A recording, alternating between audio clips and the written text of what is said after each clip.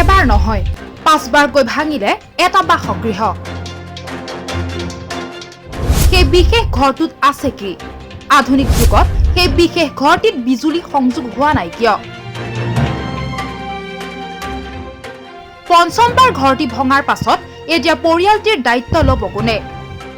হাতী মানুহৰ সংঘাতৰ এক চাক্ষুষ প্ৰমাণ বিগত প্ৰায় 4 বছৰে বহন কৰি আহিছে সামগুৰি গেন্ধালী মাজৰাতিৰ এটা দুৰ্ভগীয়া পৰিয়ালে। পৰিয়ালটোৱে গাঁঠিৰ ধন ভাঙি সজা পকী গৃহটি এবাৰ দুবাৰ নহয় প্ৰায় 5বাৰকৈ লণ্ডভণ্ড কৰিছে বন্যহস্তীয়ে।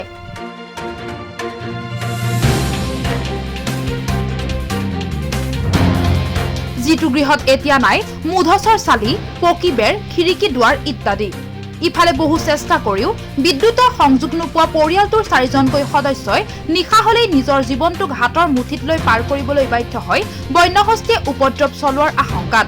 কাৰণ পৰিয়ালটোৰ বাসগৃহখন বন্যহস্তীৰ বাবে নিশা হৈ পৰা সহজলক্ষ্য। আপোনাৰ ঘৰটো কি হৈছে? মোৰ হাতীয়ে ভাঙিছে। পকা ঘৰ আছিলে নেকি? পকা ঘৰ আছিলে। কি কোঠালি? দুকোঠালি। দুকোঠালি? হয়। কেতিয়া ভাঙিছিলে? আজি 3 বছৰ হ'ল ভঙা। কিমান হাতী আহিছিলে? আহিছে 14টা হাতী, কিন্তু এটাই ভাঙিছে, 13টা চাইডেদি গুচি গৈছে। হয়।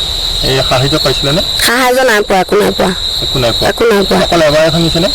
ভাঙাটো 3-4বাৰমান ভাঙিছে, কিন্তু তেতিয়া বাঁহৰ ঘৰ ভাঙিছিল, এতিয়া পকা ঘৰ এবাৰে ভাঙিছে। এবাৰে ভাঙিছে। হয়। আপুনি থাকিব নোৱাৰা হ'ল? নাই, তেনেকৈ এতিয়া কেনেকৈ থাকিম আৰু, সেইকাৰণে ভঙা ঘৰতে আছোঁ আৰু।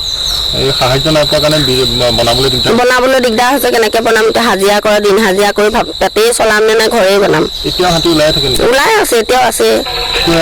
আপোনাৰ ঘৰত কোন কোন আছে?